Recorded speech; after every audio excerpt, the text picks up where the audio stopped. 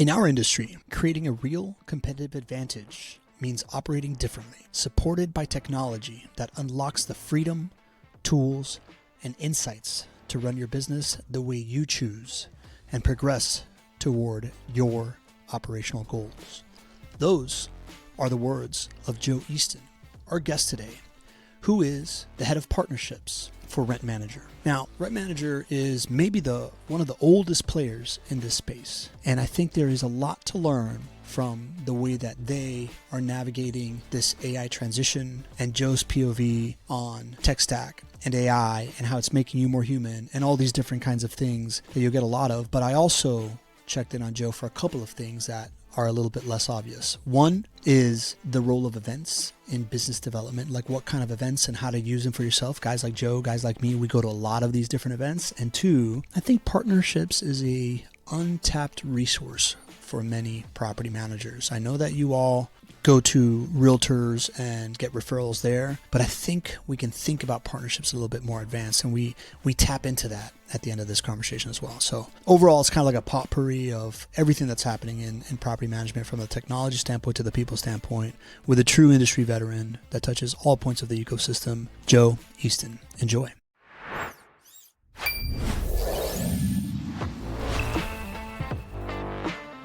Welcome to the Property Management Framebreakers podcast. I'm your host, Pablo Gonzalez, and I am here to introduce you to the folks in the property management space that have broken the frame of what you may believe was possible. This podcast is presented by Vendoroo. It is your all-in-one AI solution for resolving your maintenance needs. Let's go.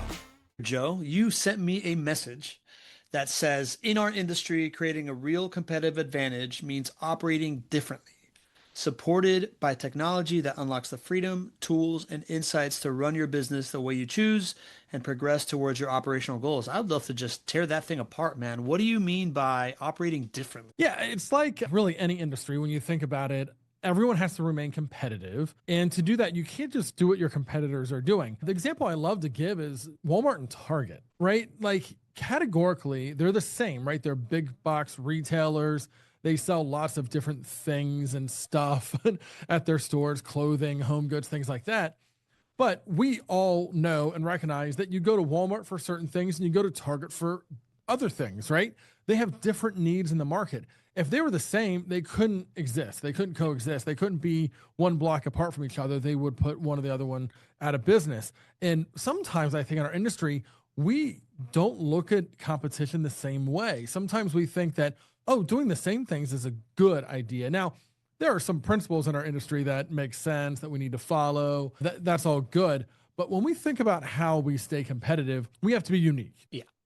Man, you are speaking my language. I'm a fan of differentiation and think it's like the ultimate superpower. I wonder do you know somebody doing that really well? Like, do you guys have like a client in the property management space that you think is like a really good example of this, that is just like not your grandpa's property management out here? I don't know if I'd point to a specific client. I mean, I think there's a number of them out there, but it's one of the things I'm most passionate about is how technology fits that mindset of like doing things differently. Okay. And maybe Vendoroo fits into this category really well too. Not everyone out there is using your service, right? You probably would say, yeah, they probably should because there's a lot of advantages, but there's certain reasons people say yes or no to certain pieces of technology. A big part of what I do in my full-time role is help grow out our integrations program and making sure that our customers have a wide range of different people to select. So when you look at something as, I would say, core to our business as like inspections, right? You need to inspect units before move-in, while they're there, after move-out, all of those things exist. But let's be honest, people do those differently, and they have different needs tied to those inspections. And for some people, they keep it really basic, no big deal. Other people want to get really complex with it, or they want to let the resident manage that inspection. And so the property management company really needs to be able to pick and choose the technologies that kind of support their philosophy on how they want to interact with their owners, the residents, their staff, and put all those pieces together. And it really, you need to have kind of the building blocks available to you, and then you kind of pick and choose the building blocks that mean the most to you and make the most sense to you. It sounds like you for sure, and I'm assuming also a rent manager, are a believer of giving property managers options. Is that essentially what you're saying? Like if I'm reading behind what you're saying, what I'm hearing is you start off thinking, hey, how do I, if I'm a property manager or a property management company, how do we want to operate? What is the cocktail that we want to mix here for our residents? And then you got to go find the different ingredients in order to make it taste your way. And you're essentially saying that that kind of like the composition of all those different ingredients is what allows each property manager to differentiate, and therefore the platforms that they use should allow them to be able to use, multiple kind of like platforms, technologies, tools, whatever. Yeah. And your example of cocktail is actually a really fun one and an interesting one because if you pick any cocktail, there's some core basics to it, right? But everyone has preferences of what kind of flavor they want to pull out of that cocktail to make it their own, right? If you go to a certain bar or if you have people over and you're serving cocktails, you may have something that you do that's a little bit different. And our industry is kind of the same way. Like it's that same idea that we're all making old fashions, but what makes your old fashioned a little bit different than my old fashioned? And tell me about why you did that. And some people are going to be like, well, I don't like that. That's not really the flavor profile I'm looking for, but I like what you did there and I can see why you did it, just not for me. But you're absolutely right. Back to your point, as far as like at Rent Manager, we really do believe in that. Our software has always been really flexible and customizable. And now with over 200 integrated partners, it really just kind of takes it to the next level and allows our customers to mix that cocktail the way they want it to make sure that they can hit their business needs, because not everyone's trying to achieve the same thing. Yeah. Man, the first question that comes to mind is the first thing that comes to mind when I hear you say this is a very progressive view of software, right? I feel like the software providers that have been like the incumbents generally in an industry like to limit competition. They like to kind of like stick you to your platform and limit that. And yet Rent Manager is a property management software that's been around as long or longer than the rest of them. And you're coming at me with this very progressive view of software that is today this like open philosophy that quite frankly is in the minority in the stuff that we see. Can you talk to me a little bit about like has this I can't imagine that this was kind of like the philosophy from forever because it kind of like wasn't possible. How much a part of kind of like the coming to this philosophy have you been, and like what can you tell me as far as like how Rent Manager arrived to this place of having this? Yeah, it's a really great question because it allows us to tell a little bit of our story. You're right, we've been doing this for a long time. The original iteration of the software was written back in the early 80s, Yeah. incorporated in the late 80s, and we've been doing this a really long time. But a lot of our philosophy was allowing our customers to operate the way that they wanted to, with building in some customization into the software from day one.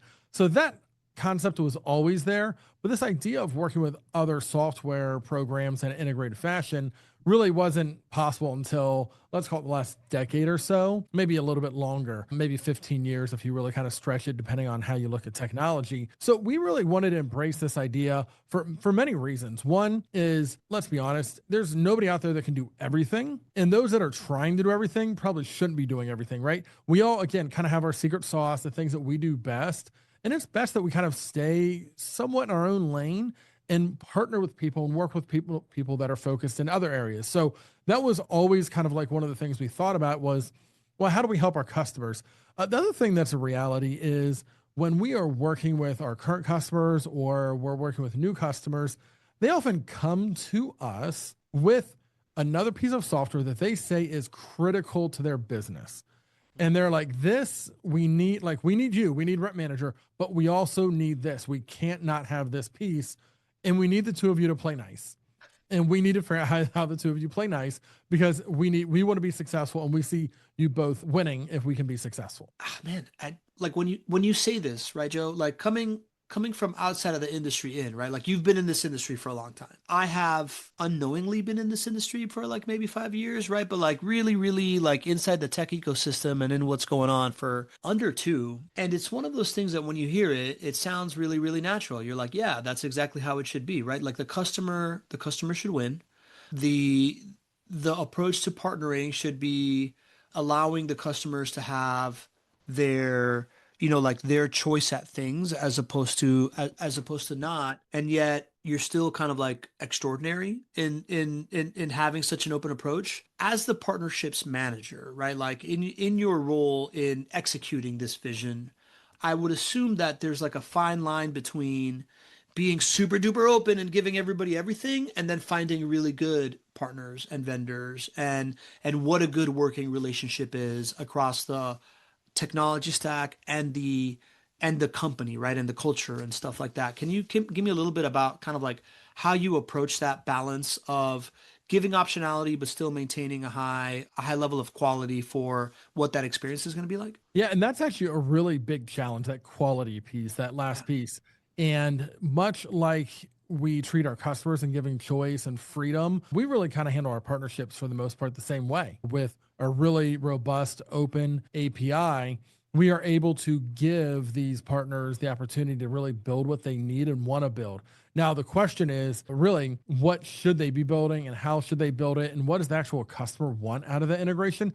That's the part that's a little bit tricky. And sometimes is, candidly, a little bit of trial and error, meaning a lot of times that integration is built because they know they need to get certain data, push certain data back in, have certain workflows in place. That all is great. And then you learn as you go that, oh, the customer really wants it to work this way or that way. And so we try to hone in and help the partner understand how our system works, learn how their system works, and how they can work together. So that's probably the most fun part of what we get to do, is that ongoing relationship building as the integration continues to build, the partnership continues to build. We've been doing this for about a decade now with having really scaled to our integrations program. So some of our partners have been around for a decade. You get to know people pretty well over a decade. Yeah, it's actually I've realized how tight the watering hole is in this industry, right? Like it's like you whether you've been working with the same partner for the decade or that employee was somewhere else and now they're at a new partnership, like a new partner program, right? Like people move around and it actually makes it pretty special. Like I like the camaraderie in this industry. How has AI, you said you've been doing this for a decade. You've been at Rent Manager for like 7, 8 years, right? Yeah, almost Yeah. 8 years. Yep. Yeah, Yeah. 8 years. 8 years ago, nobody was using ChatGPT. Right? Like how has the like the proliferation of AI, of like the language of AI and the peer pressure of AI and the technology of AI changed how you approach this stuff? Yeah, AI is, like anyone will tell you, it's changing a lot. And what's interesting about it is even the evolution of the last couple of years, as software companies have started to use AI, implement AI, and figure out how it truly is going to impact our industry and our business. What I think everyone should be aware of, and I think we're getting there, is truly what AI is and what it can do today versus what it can do in the future. Because if we go back a few years, there was a little bit of smoke and mirrors around AI, right? It was a little bit of theory. I mean, we had partners using AI, I'm gonna say maybe even 7 years ago, 8 years ago, really early stage stuff that looked like really smart chat bots and things like that. But today is a totally different scenario where AI is more capable, it is more functional, and when it's built right, it can be great. I think the hardest part is trying to figure out where to plug it in, where it has impact, because AI isn't going to solve bad business practices, right? You just can't buy a lot of AI software or implement AI or start using ChatGPT for things and think it's going to solve all your problems. That's really not how it works, right? AI is like any technology. It's only as smart as the people using it and the people that are implementing it. Yeah, fair. I struggle with that statement a little bit, right? Because it's true, and yet there's also like I guess my fine line there is AI is not going to save your business, right? Like it's not going to save you. Kind of like hiring an A player if you don't give an A player a good job, a good role, you don't manage them correctly, they're not going to thrive. They're not going to be as useful for you. But hiring an A player also comes with some really good short-term benefits that might kind of like get you there. Right. So like, for example, we're seeing, and I have to be very careful about how I talk with this because the ability to overpromise with AI is very real, right? And I don't want to be lumped in there, right? But like our onboarding process went from all right, tell us all your SOPs and like give me all of your documents and then like, let's talk through whatever's missing and then we're gonna put it into the AI And that's a really good like human service that like helps, but that's kind of like the same as like hiring a coach, to creating an agent that can go into the PMS system, understand what you've been doing in maintenance for the last like 2, 3 years, and then spit back to you, not what your like SOPs on a paper are, but like how you actually are operating, and do you want to keep these processes, right? Like there's like a really really fine line, and I call it the mirror phase, right? Like when you first get an AI, its ability to like unemotionally give you feedback allows you to get to decision points that you've never kind of like had before, right? Like at a really really good scale. So I don't know, man. I think I guess it's never gonna cross that idea of like doing it for you, but I think it's gonna continue to allow us to ask ourselves better questions and give us better options of like buttons to push. I don't know. I feel like I just talked for a while. It's your show. What do you think of that? What I'm saying right now? Like, And I think we're kind of saying the same thing, right? yeah, You have to really use it in the right ways at the right yeah, time. I love the comparison to like that A player. I think we've all been around when somebody's hired just the right person at the right time to step in and make some changes and right the ship and at a business. And AI can be that when empowered, when given the right context, when you have all those things. A lot of what I see right now is people are saying, well, I'm just going to use AI to like take care of all of these processes that I don't want to do, but they really haven't figured out those processes. And your example of using AI to actually repeat back to you what your real processes are, right? Somebody could say, well, no, we do these 5 steps every single time. And you're like, well, AI actually says that you've never done step number 3. You skip right over that one every single time. So you haven't really defined your processes. And that's where I think the human element, maybe with the assistance of AI, could go in and say, well, what should our process really be? And if we can really define that process, AI can do really great things. So that's kind of what I was saying is like, well, it's not going to fix your business necessarily without you being involved, but it can reveal maybe some blind spots or some areas that you need to look deeper into and dig up a bit of those old processes. It'll maybe reveal things that you don't have on paper yet. Again, we see that in our industry all the time. Like, well, what's your process? It's like, well, Bobby knows the process and just ask Bobby.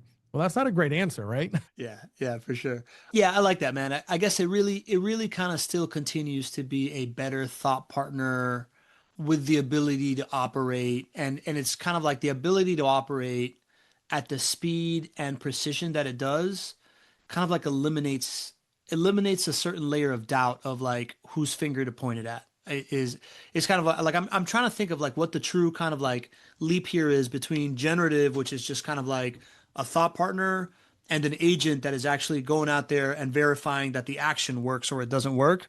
So I feel like that's kind of the incremental change we're at right now. When you look across the partnership ecosystem, what are you hearing? Like what are you hearing partners like? What's something that's like surprised you lately, or delighted you in a way, as far as like, oh, this is this is the era we're in, or kind of like somebody's working on this problem, right? Like, is there anything like that for you? Yeah, I think so. And when I think about AI and the use of AI, if we're kind of continuing down that path just a little bit, is how far we've come with the leasing process as it relates to AI. Because I think we all knew that AI was going to solve what I would call like data issues, right? Or evaluating data, or, compare my vacancy over the past 12 months compared to the prior 12 months before that. Like, AI has always been really good at data. Where I think we all have some hesitation is interacting actually with prospects, owners, residents, things like that, because we have real risk there if you let it start interacting with people outside of our 4 walls. And I'm starting to see some really interesting data come out, specifically around the speed at which AI works compared to humans. And again, this is not surprising to anyone. So this wasn't surprising to me, because AI is going to respond immediately, right, when there's an inbound inquiry. And that's great. We always knew it could do that. But can it respond accurately? Can it follow processes and policies? Can the human outsmart the AI? Because some earlier renditions of AI, like, you can argue with it a little bit, and sometimes you can actually get it to change its mind on things, right? Or give you a different answer for the same question.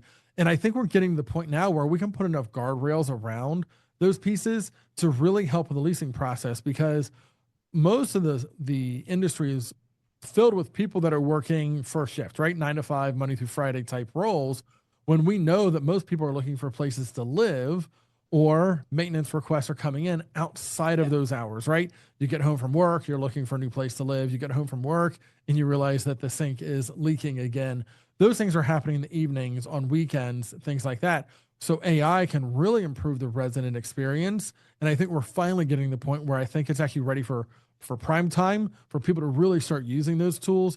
Up until maybe 6 months ago, I think there's a lot of people still wanting to test the waters, but not fully trusting it. Yeah, yeah, totally. It feels like the wave of social proof is now, if we're gonna talk in our tech terms, right? Like it's crossing the chasm, right? Like it's time for the pragmatist early majority to like not just the visionaries and whatnot to start feeling like really, really safe with that. Did you know that Vendoroo clients see an average of a 42% reduction in open work orders? That is 42% less tabs open in the brain. That is not magic. That's just AI handling the little mundane tasks that have to do with work order closeout. Just think about it. The majority of the work is done already by the human. The effort's being put in. The things that you need just to close out a work order is just like a handful of manual things that always keep getting put on the back burner. And AI can just take that right off of your plate, along with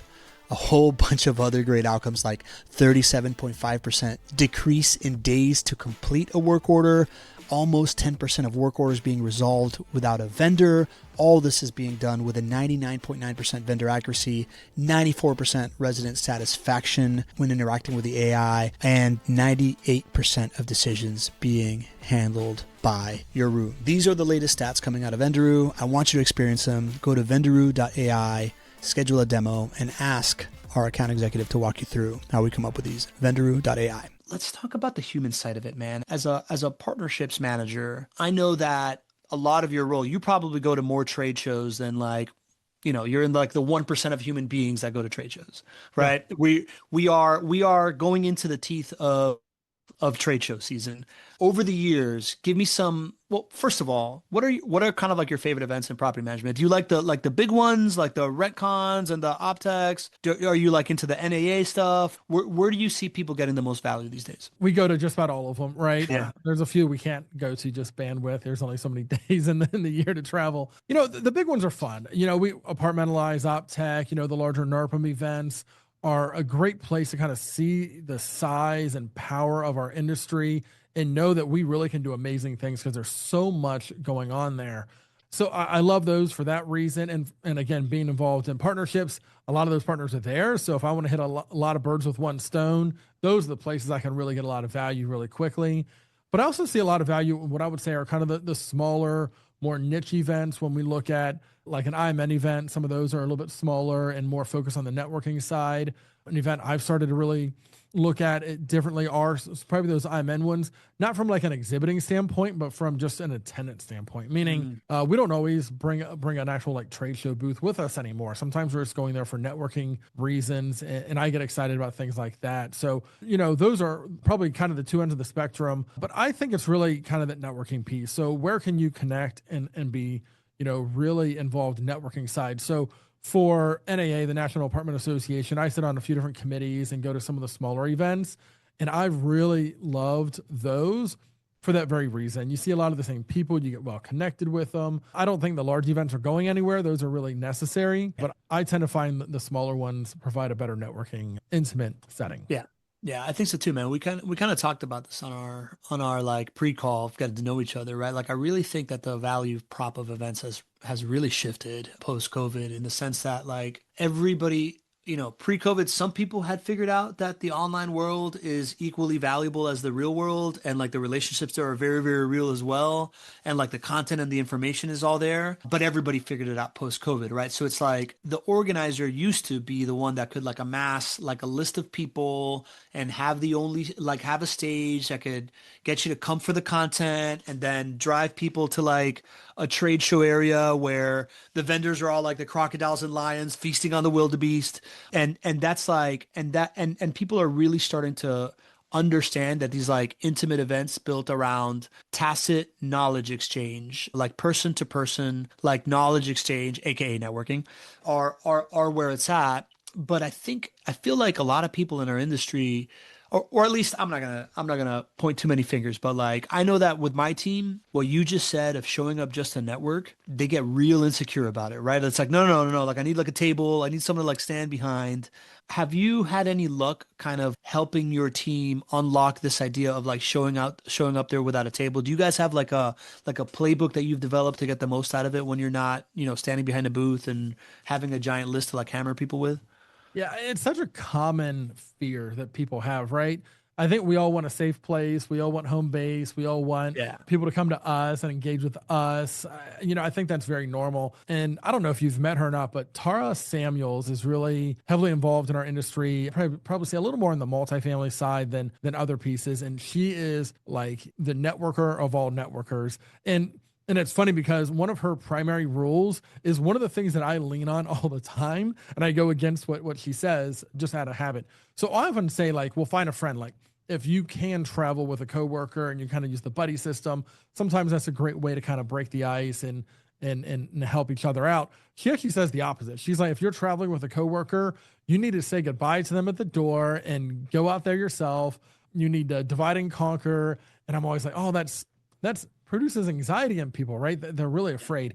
But I've learned a lot from her because what she always says is most people feel the same way that you feel, right? They're afraid too. They want to have a conversation, but they don't know how to start it.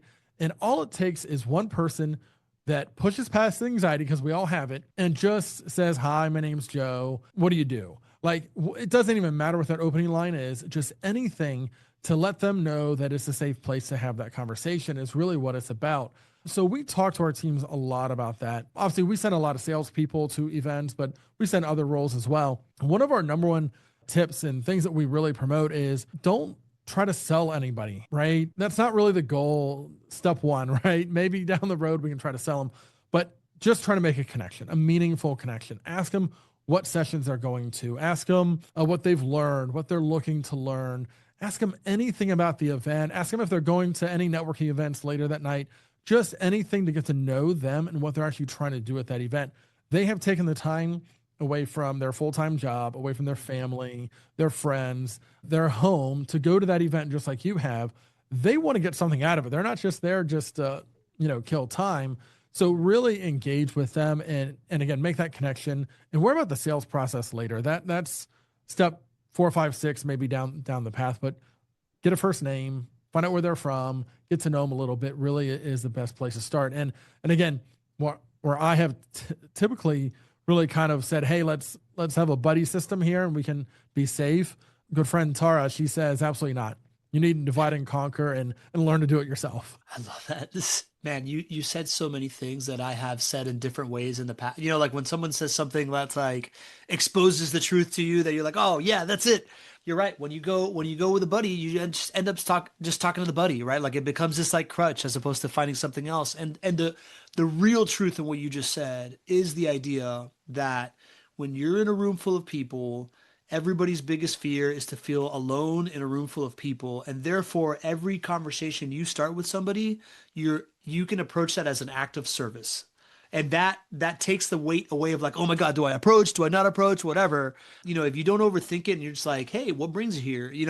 Or like, hey, do you want some company? Right? Like I've used every single line because I realized that at one point. I remember in like my 30s, I was very much into the nonprofit scene. So you're going to like all these different networkers, and I used to overthink it all the time. And I was once talking to this guy, I forgot his name, but somebody had his back turned talking to other people. He literally just like tapped them on the back. Was like, hey man, do you want to talk? And I was like, oh, you can just do it anyway.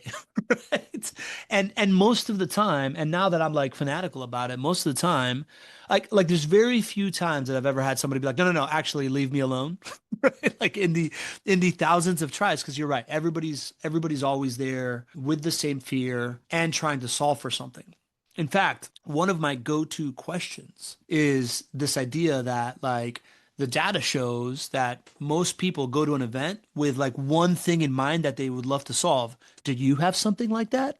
And whether they have it or not, they like immediately like click in and like, oh yeah, what is my like my biggest priority, allows you to like align with them in a way. If nothing else, you just help them figure out why they're there. Because if they didn't know, now they have to figure it out. Like, why am I spending 3 days in this city that's 4 hours from home, right? I need to have an answer for that. I need to have purpose while I'm here. And it's so true. I mean, sometimes we put ourselves in a box and we think we're different than other people for whatever reason, right? But they wouldn't have shown up if they didn't want to connect, right?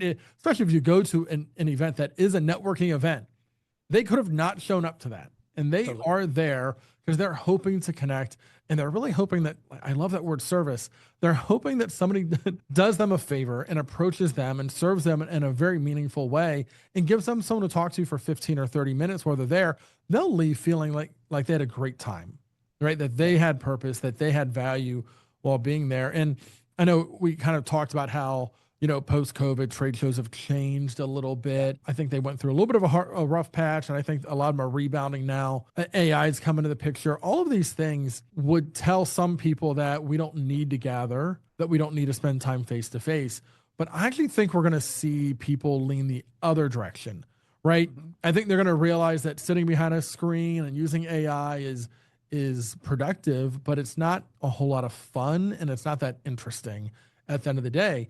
And so I think people are going to lean further into those human experiences. I'm all for using technology to automate, simplify, become more efficient. But the bottom line is, you said like knowledge transfer and that connection, there's nothing better than the human connection, right? We're built for it. We're truly built for it. And that's the other thing to remember when you're networking, like we're built to talk with people. We're built to see them face to face. We're built to share ideas. We're built to not agree on everything, right? Earlier, you actually disagreed with something I said. And I was like, that's great. I don't want people to just say, yeah, all your ideas are great.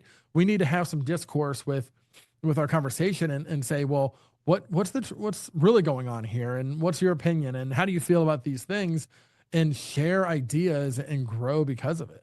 Yeah. I mean, it's like, not to overly agree with you now that I know you like to be disagreed with. I like to say that the human being is the quintessential social animal, right? Like we're not at the top of the food chain because we're stronger than anybody else or faster or like can endure physical elements. We really have gotten to the top of the food chain because at some point a couple of like Homo sapiens work together to take down a woolly mammoth or something like that, right? Like it's really our ability to cooperate, man. It makes me think of this idea that, and I feel like this is coming out more and more. I feel like there's this kind of like evolution of how people interact with AI. And it starts off with just kind of like, how do I maximize, like the selfishness of it, right? Like not to call it the selfishness of it, right? But it's like, you start off with this idea of like, how do I automate things to get me to not have to do the job, right?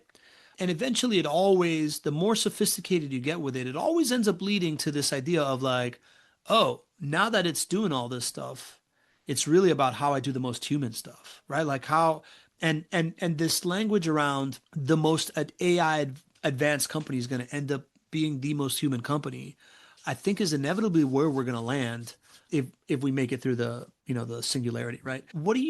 Have you thought about kind of like what the future of property management looks like, right? Like do you have like a vision in your head of what the industry looks like in like 10 years kind of thing? A lot of the conversations I have end up the same place that you are kind of arriving yourself. This idea that the better technology gets, if we can really automate, use AI, it allows us to redefine roles and become more human, right? Do the things that humans do best. And that's the connection piece. That's the service piece. Those are the things that matter the most to people. So, when we fast forward 10 years, I really hope that we are starting to look a little bit more like the hospitality industry in some ways. Yeah. When you go and you check in at a hotel years ago, right? You had to go to the front desk and you got a key and you signed a piece of paper and you were greeted there and it felt really good. Anymore now you can do online check-in. Depending on the hotel, maybe you can open the door with your phone and you never have to interact with anyone. And I think there are a lot of advantages to that, right? There are times when you just need to get to your room. You don't need the human interaction at that moment. And I think our industry will move that way, right? We're already doing a lot with more like self-showings and again, using AI to help out with those pieces, online leasing. All of those pieces are coming together in a way that I think we can get really close to that experience. And my hope is as we move there, that we redefine roles to being very human. So when somebody has a question, when they have an issue that pops up, we have humans available at the ready to connect, empathize, and really troubleshoot the problem to make sure it's a good experience. A lot of people would say, well, I think AI can do that better than a human. I guess we'll wait and see. But I think there are times when you're going to want to like sit down and actually talk to somebody and know that a human heard you. Even if AI can do it better, I think you're going to want to say, I talked to a human, they heard my concerns, and I think they're going to do something about it. Yeah. Yeah. Sometimes, often in property management, people just want resolution, and AI is going to be great for that. Then there's these times in property management where people want to feel understood, because you're living in someone's, it's such an emotional industry, right? Like it's somebody's home or somebody's biggest investment, right? So yeah, I like that, man. I like talking about how we're going to be more of a hospitality industry and thinking about the hospitality industry and how that has changed over time. Even just from like the idea that it used to be you either stay at a hotel or you don't stay at a hotel. And now and within it there's big brand hotels and boutique hotels, but now there's Airbnb. And now there's Verbo, and there's all these different kind of like forms of doing it. Like couch surfer popped up at some point. I think we're somewhere around the same age, right? Like that was a thing, and I feel like it's gonna open up all these different ways to experience property management, including like, at the end of the day, people stay at the Hard Rock Hotel because they like rock and roll. Like who's the rock and roll property management company that is catered to musicians or is really good at curating music, right? I think the human element at some point is going to really, really shine. Yeah, and that point is so interesting. We work obviously in single family, multifamily, commercial. We work in a lot of different industries, and much like hospitality, where they're trying to create more, I'd say like curated experiences. Multifamily tries to do that as well, right? With the different amenities that they have on properties, and to see the shift in those, like, well, do people want a gym, or would they rather have a podcast studio, or do they want a pool, or what do they want? They want a built-in movie theater. I think we're all trying to chase what those human experiences look like, and I think it is where I think, even in single family, I think we could get to the point of having a little more nuance to the homes that we offer as people think about being lifetime renters, because that is something people choose right now. It used to be, I'm going to rent, then I'm going to buy. Some people are like, I'm just going to rent forever. I think we could see people move in a direction towards more furnished homes, right? And that already has a theme. It already has kind of a feel to it. And they're renting based on kind of their likes and dislikes and things like that. And we're relating to them as a human that has preferences rather than just renting a box, right? Which typically is what we rent people. Totally, man. Yeah, like I think the different business models are really gonna like explode, right? Like what's pad split, right? Like there's like new things coming out all the time. Man, you know what I'm really curious about, Joe? The role of partnerships inside of a company.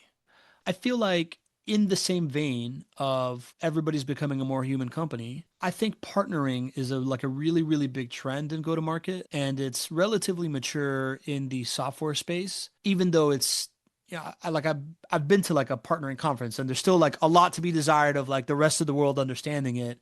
I'd love to just kind of pick your brain about it, of what it's like in the space, and then maybe even ideate on, if I'm a property manager and I'm trying to grow my business through partnering, spend some time there. But how would you summarize first kind of like your role inside a rent manager and like as it exists? Like what is your, what do you think winning is, and how do you go about doing that? Yeah, that's a really great question. I don't think anyone's ever asked me that before. So it is unique, right? And there's no college degree focused on partnerships. There's really, you can say like a general business degree would help get you there, things like that, but there's no formal training for it. And the reality is inside, our four walls in our office and how I interact with people is really unique compared to other roles. Because in many roles, you are kind of just focused on your department, your specialty, things like that. But much like outside these walls, I have to have a relatively good sense of what's going on across the board in all departments. So I understand what's happening, why we're making certain decisions, what we're building into our product versus maybe what partners could help us with. I have to understand how our sales cycle works, how our support experience looks. What does our marketing strategy look like? How do we talk to our customers and prospects? All of those things are really important because I can inform them from a partnership standpoint of what works, what doesn't work, but they can also inform me in ways that can help me be a better communicator to our partners. So it is really this ultimate collaboration opportunity. I have a team that focuses on partnerships, but the reality is the whole company supports partnerships in some way, shape, or form. Mm-hmm. So it's not something that we're just out here doing on our own, that people don't know what we're doing. We're not a black box. If I compare it to like development, I don't know how to write code. I don't know necessarily what they're doing. They do great work. I know they build a lot of great stuff for us, but I don't really understand the nuances of it, where when it comes to partnerships, I have to really be able to explain that nuance to people and how it fits into the bigger picture. And then we have to balance that, right? If we're too heavy on the partnership side, it could water down our overall messaging about our core offering, our core software, right? If we're too light on it, then it seems like maybe we're not good industry partners, right? As far as working with people in a collaborative way outside of our walls. So internally, I work with our sales and marketing team probably more than any other team, but I collaborate very closely with our product team, our support team, implementation and training. I have, opportunities to work with them as well, because it all matters at the end of the day. So I have to really be able to work across multiple teams, multiple disciplines, and know just enough to be dangerous in every one of them. Yeah. Can I ask how you measure success? Like, is it like, do you, I like my assumption, because I want to then break this down for a property manager, right? I would assume that there's some kind of like metric of partner sourced revenue that you're judged in. There's probably like a metric of like how many new partners you bring on board, or maybe like new capabilities that you bring to your clients. Am I warm there? Is that kind of like how you're measured? Yeah, so we break our partnerships down really into kind of two primary buckets. One of them we call built-in partners, and we only have a handful of those. And those are ones that are really, really deep, foundational relationship, and they last many, many years. I think our oldest one is like 18 years at this point that we've been integrating with. So we kind of go about those by finding different product services that we feel like most of our customers need and want. And then we go find a partner that can supply that, and we work very closely with them hand in hand to make that happen. The vast majority of our partners are what we call our integrated partners. And those are the ones that are leveraging our API to build integrations. And those are, I want to say lighter weight. This probably isn't the right terminology, but probably more nimble partnerships, meaning they're a little more nuanced. They're solving really point solutions. Not all of our customers need them. Not every industry needs them that we service. So they're really kind of, again, those point solutions along the way. But when we think about how they work together, it really is important because our customers are very nuanced in what they need, and there's a lot of varied needs out there. So first of all, I think it's important to kind of break those buckets down. But then when we think about success in both of those worlds, it's very, very similar. Yes, we can always look at a metric that's either adoption or revenue, things like that. And we track things like that because they're important. But at the end of the day, it's like, how do we create multiple wins across the platform? How do we make sure the customer is getting what they need, the partner is finding value and success and growing their business, and we're doing the same on our side? And one of the key areas that we focus heavily at our company is the support side. When I say support, it's really that customer experience side. When they need help, can they get help? And do our companies work well together to provide that level of support that they need? Are we providing the tools and the resources? We have our product support team is right here in Cincinnati, Ohio, in our office. They're all based here in the building, so they know what's going on with our culture. They understand who we are, and we have really high expectations of short hold times, and we answer live calls and solve problems human to human over the phone every single day, all day. And we have the same working relationship with our partners as well. So if there's one thing that I can say, hey, is this successful? It always points back to that customer experience. When I say customer, I mean the property management company, right? If they're having a good experience working with us and our partner, that's a win. We can figure everything else out after that. Yeah. As I hear you say all that stuff, first of all, thanks for explaining all that. That's all pretty complex. I think of how can property managers develop a good partner ecosystem, and I guess it comes down to like really knowing your vendors. Like you're talking about like a deep integration. That's probably my HVAC guy, my plumber, like, Yeah. like those guys that, as you're able to like figure out how to, create more streamlined experience, more win-wins, like better pricing models for the owners, better experience for the renters, and maybe even, like if you're an HVAC or a plumbing company that's really well integrated, they go out to talk to like DIY guys, and take those calls. It could probably end up being like a really good relationship of trying to bring that type of business. And then as that expands, like the other services you can go deeper with. But the main thing that I'm taking away from you is who's that support system in-house that can really like enable that when they have a question, or if they need like a collateral piece or something like that. I wonder if that's like in the future of property management, right? Like AI gets so good at doing the mundane stuff that's really, you have a role in-house that's like doing that piece as like a referral driver, and like it's almost like a customer experience, right? Like you're trying to drive a better renter experience while driving referrals from it. I don't know. Could you see something like that happening? Is that like, Yeah, I think that makes a lot of sense. And I love the comparison of HVAC. Like you're always going to have the need for HVAC repair. It's just common in our industry. Any home, any building needs it. And the question is are you developing partnerships that are kind of a win-win scenario where the HVAC company feels valued, they're profitable, you're getting the service you need in the time frame that you need it, the resident is taken care of? Because the HVAC company that's going to answer your call at 2 a.m. and respond quickly is probably the one that you have a really good relationship with, where you're also not squeezing them for every penny every time that you turn around as well, right? Obviously, we want value, want to try to save money where you can, but you also want a reliable partner. And so it's kind of measuring all those things out. And I absolutely think that would make a lot of sense for certain size companies to have somebody that's managing those relationships, right? And making sure that they're well maintained, that there are standards in place, and you hold each other accountable for those, obviously. But with the end result being, did the owner, right? Because they're equally important, get the service that they needed out of all this relationship that we've put together? And if the answer is yes, then you're probably on the right path. thanks for indulging me there.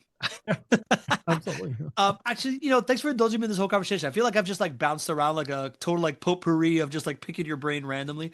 Is there anything that I didn't hit on, Joe, that's top of mind relevant to this conversation? It's so interesting because, that's a lot of my roles. I kind of bounce around a lot of different areas, all the way from the tech to the marketing and sales side of things. There's just so much going on. No, I really appreciated the conversation. I think it's a lot of fun to bounce around and learn. We talked a lot about like the human side of things and how it balances with AI.